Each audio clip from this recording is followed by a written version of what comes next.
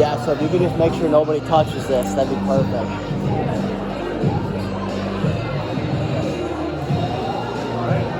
Mike, got your notes? Yep. Just a conversation. See the final product is. We've been building this for a while. Yeah.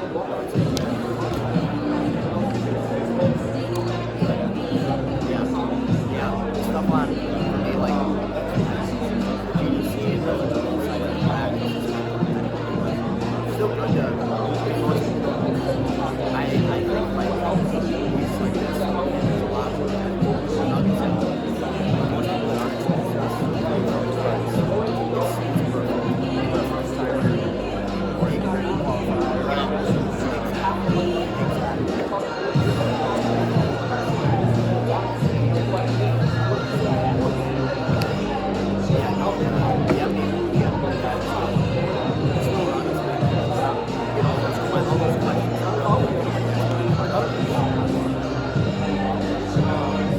Story, I thought.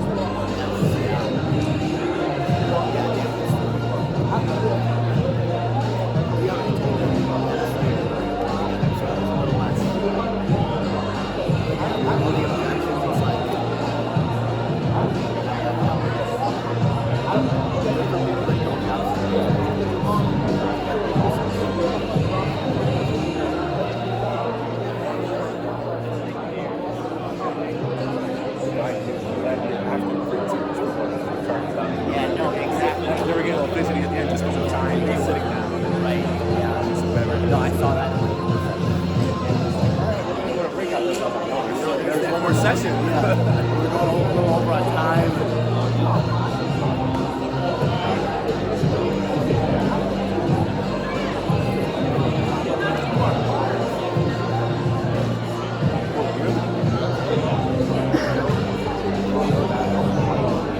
The little roast. Make him come up and grab it. Let's give a round of applause. We're not going to know why.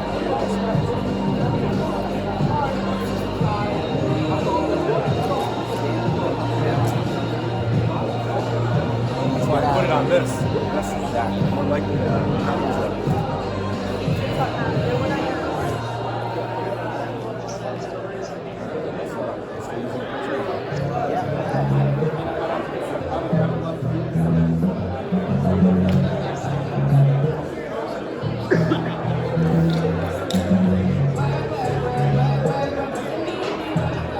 How was your session?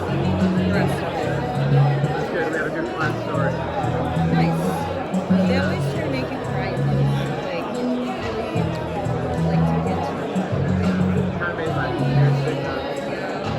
What was it about? I can't tell you that. A death claim. I haven't had a death claim yet. I definitely want. The way I look at it, like, if I have a death payment, most of my clients are really close. So it's like,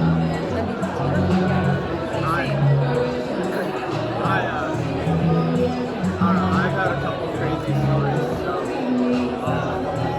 this year, I got referred to my session, and I forgot I even do that. And, I called her, and she's like, yeah, like, my dad died, but not too long ago, but I'm pretty good with her. And, she's like, I'm just really busy, but I can meet next week. She really didn't have to make a lot. Next week, meeting with her schedule. She's like, let's just get through the school year. Like, you have to go on the car, go through the whole background, like, go through the requirements. It went really great. Go to the car, like, ask questions, and just come back next week. She's got perspective. Her husband, Mexico. So, like, he said, like, he's going to Mexico.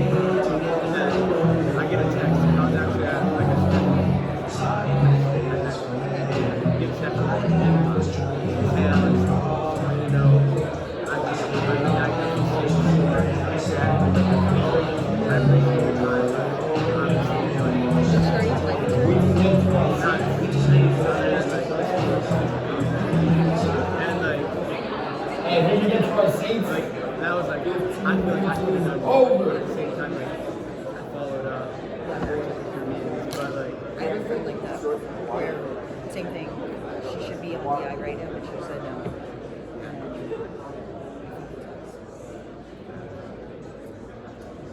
All right, so let's grab coffee, I don't know. It's like one of those things where it's Coke, like, water. I wish. Let's get to the. Yeah, I wish you would have said yes, because if that no was in there for, no, I feel that.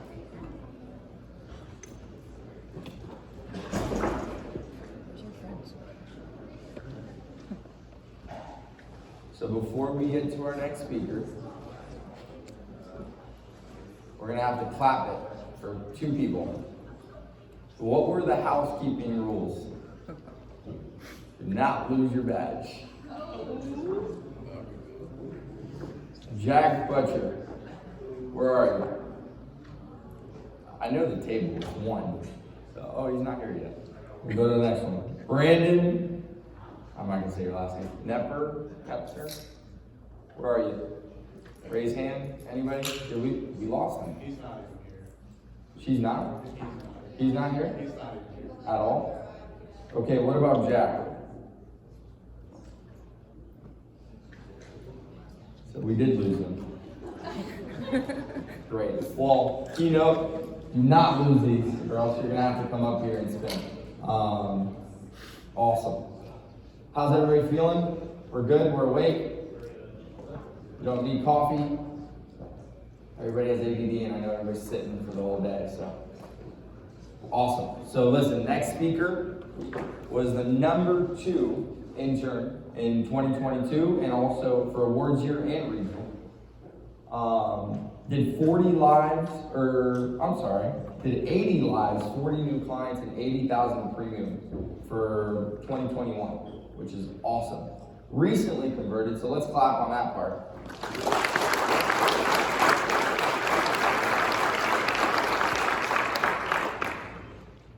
He's about 2 months in the full-time position, but you already have your RSCP, which is awesome. So let's clap it up for Jeremy. He's actually from Wisconsin, so that's a cool thing.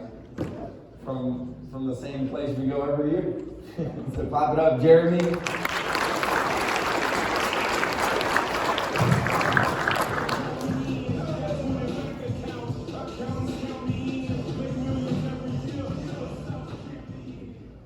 Who here in the last month has felt a sense of overwhelm balancing the business, school, everything else?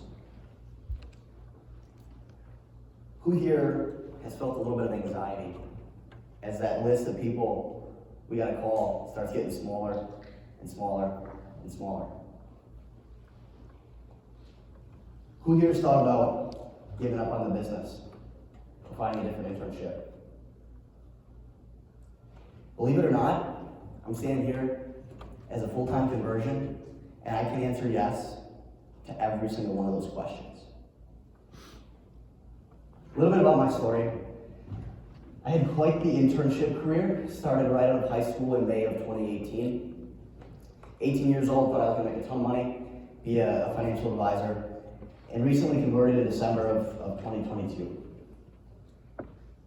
In that 4.5 years, the first 3 years, I wrote 34 lives. 34 lives in 3 years. Not each year, total. 10 lives a year. So you could say that I was average or below average, right? Between May of 2021 and when I recently flipped full time, 18 months, I wrote 118 lives.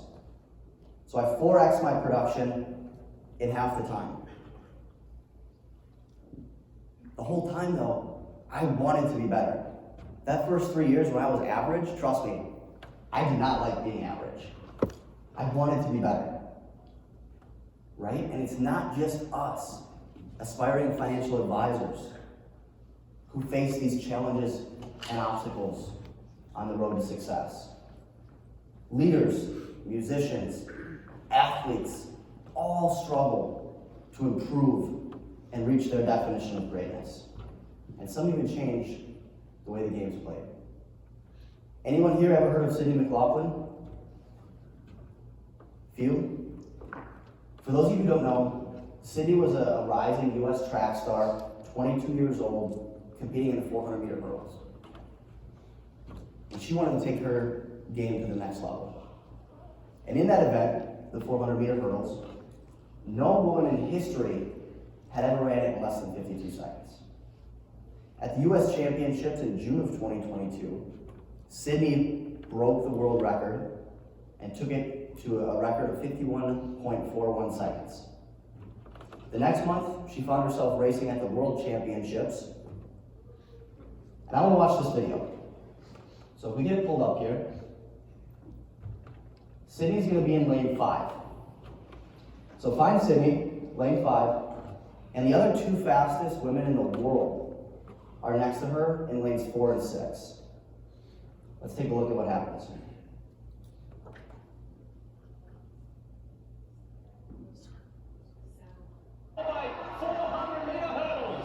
And the race for gold is in the middle of your track. Keep your eyes on 4, 5, and 6. Look at Sydney McLaughlin. The little Muhammad always gets out hard, but it's Sydney who is really pushing the pace on the backstretch. What Sydney McLaughlin has done to the backstretch should be illegal. She is all by herself and less than 200 meters to go now, Lee. Remember this. Remember what Adam told you about the world record. How it just continually keeps getting broken. Sydney McLaughlin has left it behind. Fem Kamal comes on the inside of Dalila Muhammad now. Please watch the clock. The world record is 51:41. Sydney McLaughlin, the 22-year-old American, there is no stopping her. 50.6, it's a world record. Sydney McLaughlin has just smashed her own record. So not only did she become the first to go under 52, she has now taken this event under 51 seconds flat. Sonia, what are we witnessing here? Absolute greatness.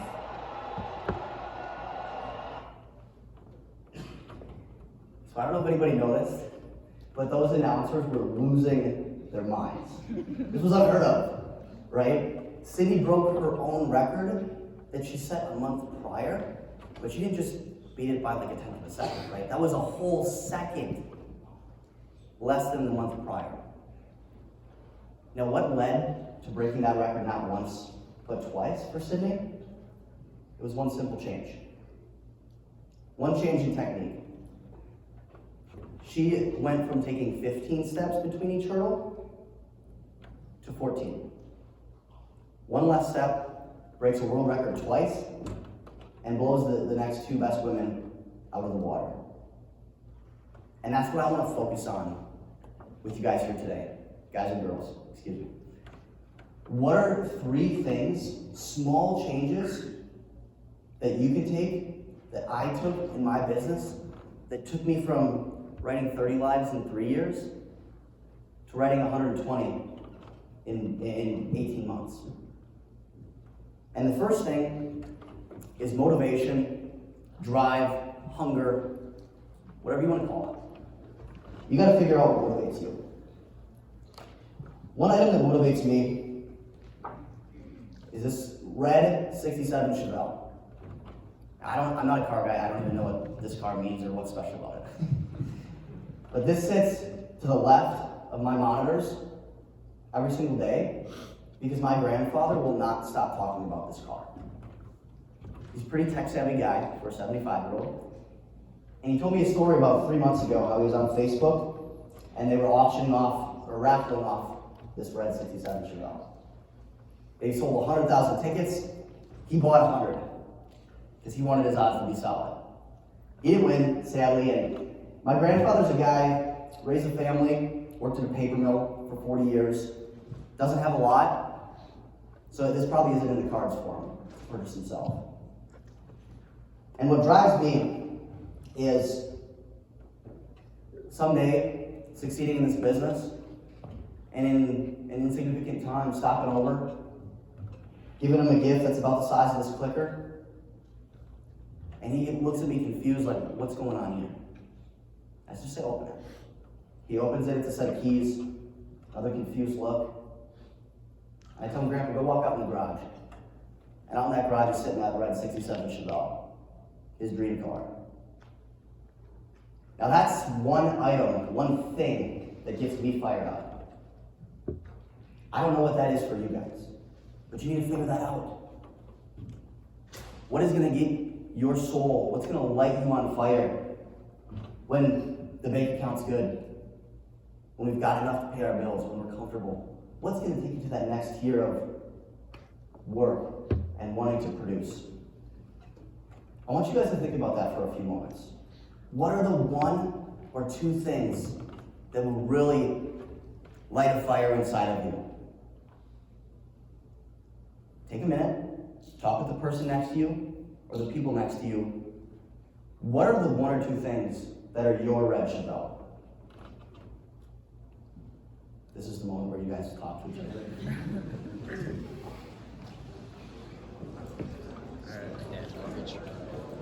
My dad's mortgage. It's doable. He's got like 30,000 left, so. I want to pay off my dad's mortgage first. That's why I don't know how much he's got left on it. I want to buy one Tesla. I want to buy one Tesla. That's like well, he has the one pass, but he's always got the register that you go on the next one. He goes to buy a friend. That's what I'm going to buy. I'm into it. My stuff around these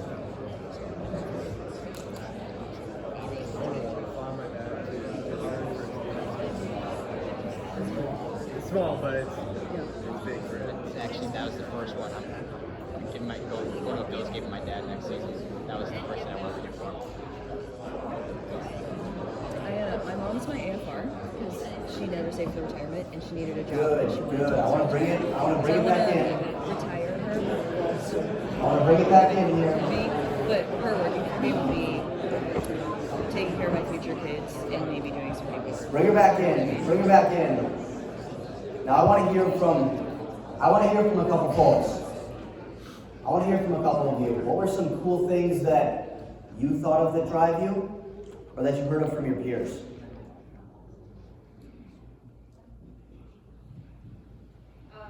My husband's from Mexico, he's first generation, and we had to pay a bunch of money upfront to pay for his legal costs. When I was at my lawyer, I saw an entire family that was just like a crime, honestly, and I wanted to be able to pay for it, but I couldn't. One day I'll pay for it, and just immigration costs. I love that. I love that. I want to be able to buy my parents a house because they bought everything for me, so to be able to do that would be cool. I love it. One more. In the back. So my brother was actually paralyzed a year ago, and that's the reason I got into this business. So we think it's and our vote hit me, it's still on the board of the Spotboard Foundation as someone who's helping to correct the. I love that. I love that. Everyone said something different. And they said something that was not about themselves. It was for somebody else. Helping a family that wants to have a better life. Buying a house for your parents. Helping people that are paralyzed. And when you set something up that is to help somebody else, you're not going to let yourself off the hook on the days you don't feel great. And so I encourage you, the first thing, spend some time. What are those whys that are going to drive you, that are outside of, I just want a nice car, or I want this amount in my bank account. The second thing, you need to set yourself up for success. If you're going to be efficient, have healthy ratios, you need to come into every day knowing exactly what needs to happen to accomplish your goals. So when you have this goal, you need to reverse engineer it and know every day I need to do X amount of dials, Y amount of referrals, and Z amount of fact finders. Right? My numbers, 35 dials, 5 QSs, 2.8 fact finders, 2.8 fact finders set, 1.8 kept. I'm a bit of a nerd, I've got no numbers.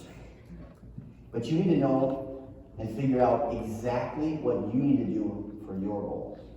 Because when we come into the day knowing exactly what needs to be done, we can just put our foot on the gas and go. And then consistently reviewing those metrics. Every month, I sit down with my GED and we review what's going well, what's not. If I have too many reaches to the amount of sets that I should have, we need to work on my phone language. If I'm opening a lot of cases but they're not closing, I need to work on my conviction, on my recommendations, and getting people to take action. And that's where the efficiency is born.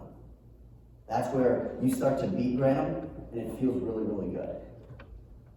And then you also need to put yourself in an environment that is conducive to success, right? You're not gonna feel great if you're not, you're taking meetings in your living room at your college house, and your buddies are chilling, playing video games while you're trying to tell clients what to do with their money, right? When I was in your shoes as a college intern, what that looked like for me was a coffee shop from the hours of 7 a.m. to 2 p.m. when they closed. And that coffee shop, good Wi-Fi, very strong cold brew. That was what was best for me. And then I'd go to a meeting room at a library. I swear they hated me because every day I booked it from 2 o'clock until 8 o'clock at night when my meetings were done. And I'd go to the quiet zone in the library, finish up my posting, finish up my prep, finish schoolwork. Right now, I have a great office with a bunch of buddies, and I'm just in the office all day because it's fun. But that's what works for me. So again, it takes some time. Everybody works in different situations, different environments. If it's working at home, great. If it's in an office, great. If it's a coffee shop, great. But once you know why you're doing something, and then exactly what you need to do, you need to put yourself in an environment that is going to be conducive to that success. And the last thing is accountability. I'm not superhuman. There are days that I wake up and I feel like crap. That I look at that red Chevelle and I say, Grandpa, sorry, that'd be cool, but it's just not happening today.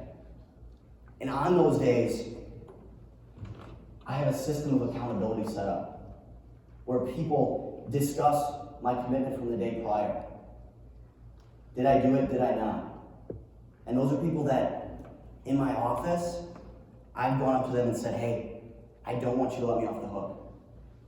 My team and I have adopted a zero excuse mentality because I am someone that will make every excuse in the book.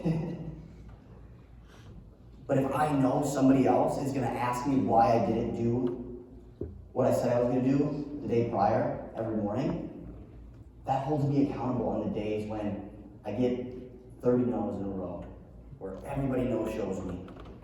Because we are gonna have hard days. I've done this for almost 5 years. There will be hard days, but they're worth it. And when you have people to help hold you accountable, and they're tough on you, that gets you through those tough days. Just like, anyone here play sports? How many of us play sports? If we think back to when we were playing sports, we probably had a coach that was tough on us. And at the end of the day, it's like, I don't know what happened in your day, but you were not treating me very well today. They were hard on you. And in the moment, you probably didn't like them very much.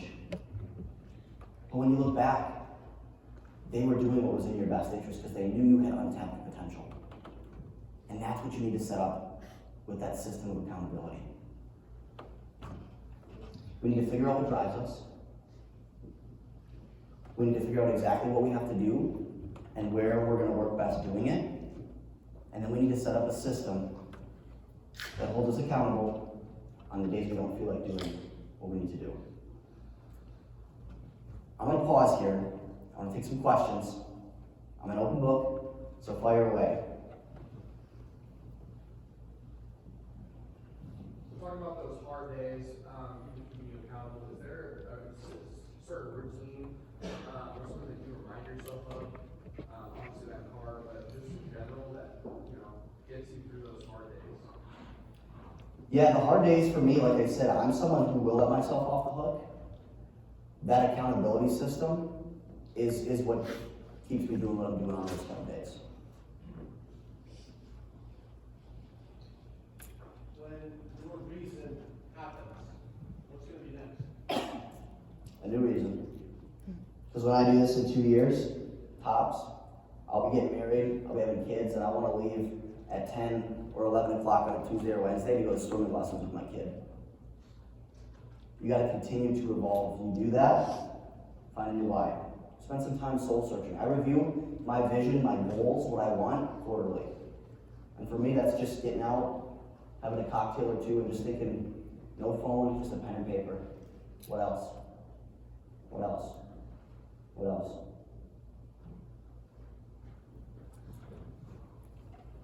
So you said for 3 years you weren't as successful as you would have liked to have been, and then all of a sudden it changed. Was it what happened in that day, week, month that kind of changed everything in your mind?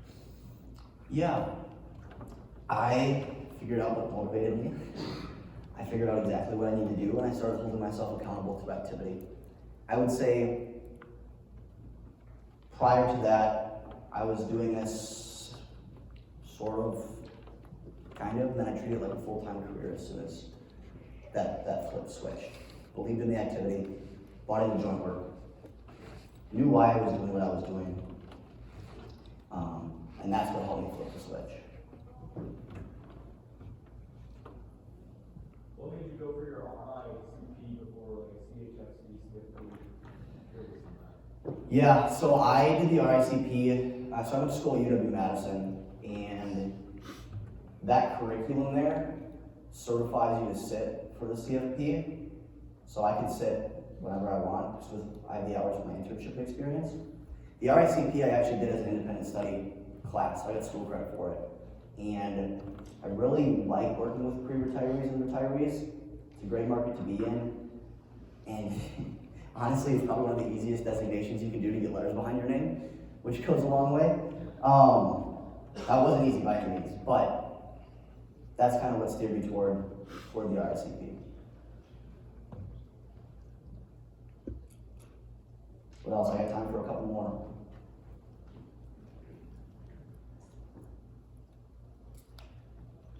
This is kind of relevant to the conversation you originally had, but what is about your prospecting process and what your original, like, when you were in your process of like, what you're doing today, how you're going to prospect?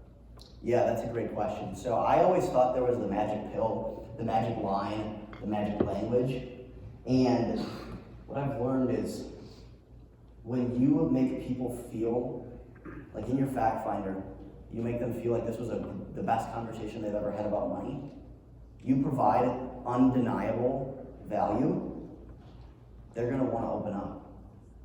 And they will give you access to their people as long as they know that that's how you grow your business. I've recently switched to explaining how we're a small business. My practice is a small business. So are you guys. Every one of you runs a small business. You're small business owners. People want to support small businesses. So framing it in that context while also providing a ton of value. And then in that first meeting, I just tee up prospecting. If they have a few names right off the top of their head, awesome.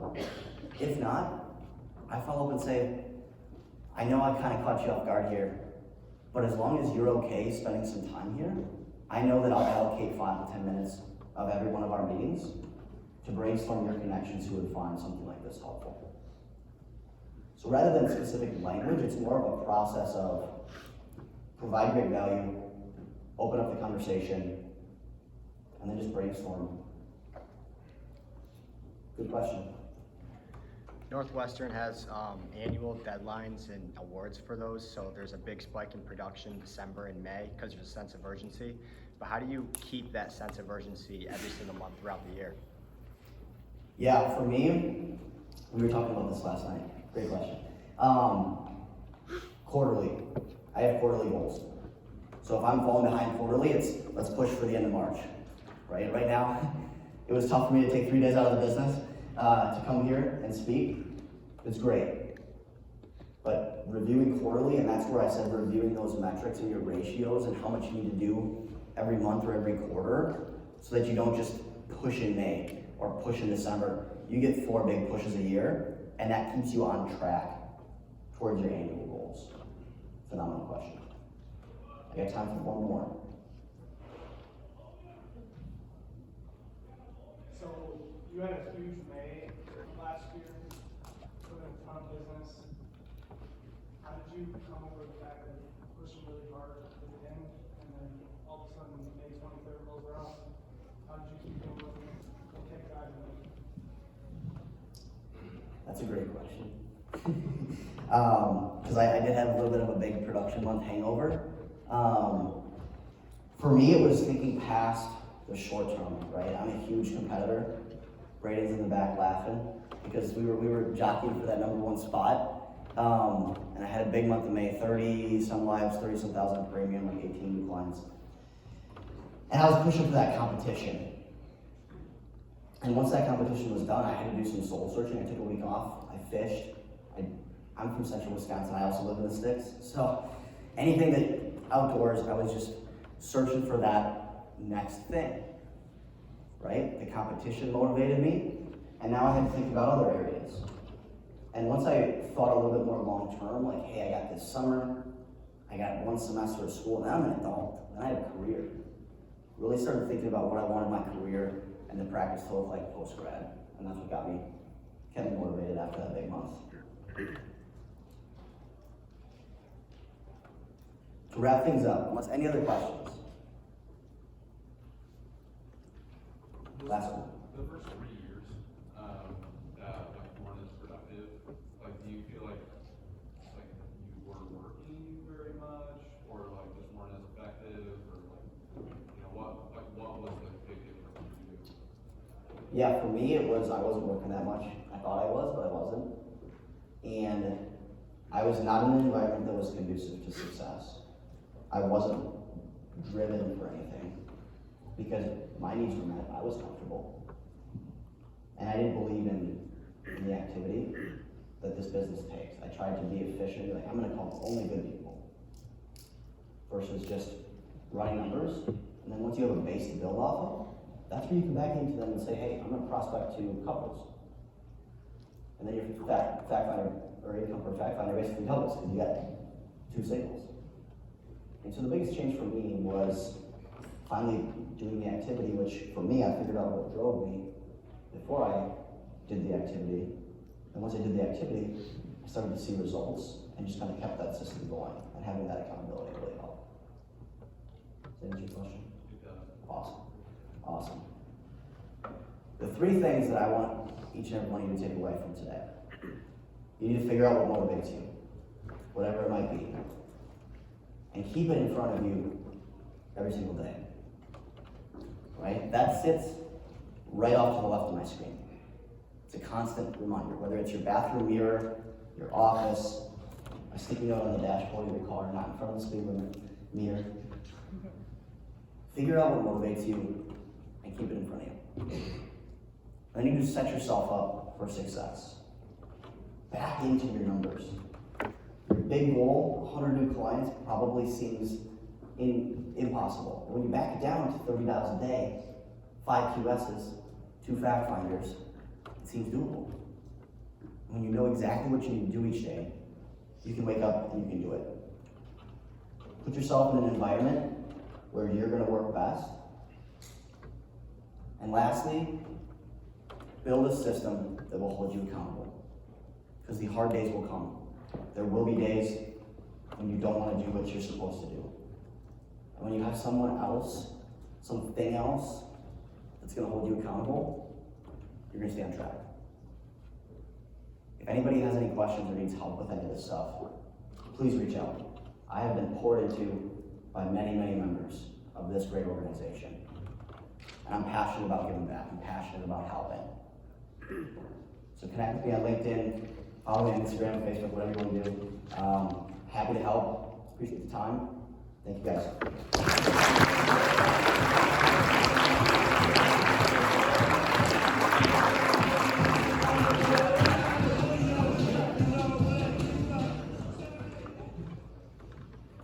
Hear a lot of prospecting questions.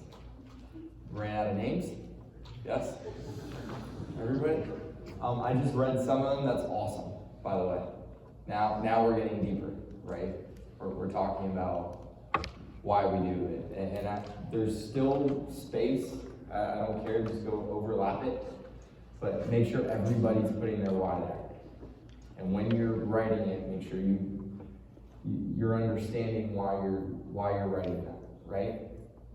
Cool. One more speaker, or 2 speakers. I'm super excited. And we'll kind of go from there. After this, please don't go in a crazy way. We have lunch, but before lunch, we have a group picture, okay? I know somebody's wearing shorts. I'm not going to call who. Let's just see if we can change before that. Oh, awesome. Danielle Duggan. Davis, correct. Sorry.